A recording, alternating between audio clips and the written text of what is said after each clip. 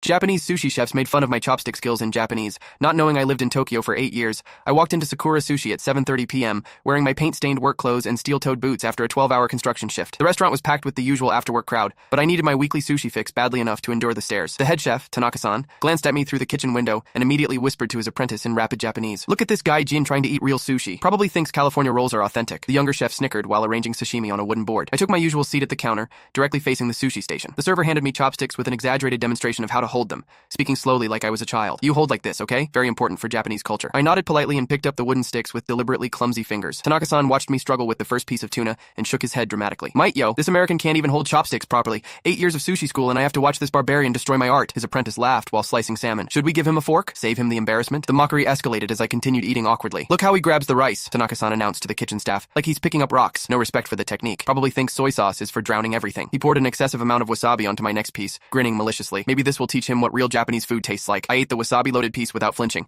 which seemed to annoy him further. Tish, no reaction. This guy has no taste buds. Probably eats McDonald's every day and thinks it's fine dining. The other chefs gathered around, enjoying the show. Americans only understand loud flavors and big portions. Subtlety is completely lost on them. The conversation turned darker as they discussed my appearance. "Look at his dirty hands touching our beautiful sushi. Construction worker. Probably hasn't seen a bathtub in weeks." Tanaka-san's apprentice added, "These blue-collar types always come here trying to impress dates, but they have no idea what they're eating. Just swallowing money to look cultured." My phone rang at exactly 8:15 p.m. The caller ID showed Yamamoto Kenji, my old mentor from the Tsukiji fish market. I answered in perfectly fluent Japanese, my Tokyo dialect crisp and natural. "Yamamoto-sensei, how was today's tuna auction? Did you get the bluefin we discussed for next week's omakase?" Every knife in the kitchen stopped moving. Chopsticks froze midair. The apprentice's mouth fell open so wide his mask slipped down. I continued the conversation while staring directly at Tanaka-san. "Yes, I'll be there Monday to inspect the shipment personally. My restaurant's reputation depends on the same quality standards you taught me during my apprenticeship." I paused, letting the words sink in. 8 years at Tsukiji taught me that real sushi chefs respect their craft above everything else. Tanaka-san's face went completely white. His hands trembled as he realized I'd understood every insult, every mocking comment about my appearance and technique. The kitchen fell silent except for the rice cooker's gentle bubbling. I hung up the phone and placed my chopsticks down with perfect traditional etiquette. Parallel, tips pointing left, never crossing. Then I spoke in flawless Japanese that silenced the entire restaurant. "Tanaka-san, your technique is adequate, but your character needs work. Real sushi masters judge customers by their appreciation, not their appearance." I stood up and left exact change on the counter. "Please tell Yamamoto-sensei that his former student was disappointed by the service here. He'll understand what that means for your fish supplier relationships." The apprentice ran after me as I reached the door. "Wait, please!" Tanaka-san wants to apologize, but I was already outside, listening to the frantic Japanese conversation erupting behind me. 2 weeks later, I received a handwritten letter in formal Japanese calligraphy. Tanaka-san's apology was thorough, humble, and included an invitation to return as an honored guest. His supplier had already informed him about my restaurant's reputation and my years training under Japan's most respected fish merchants. I never went back. Some lessons are more valuable than the best sushi.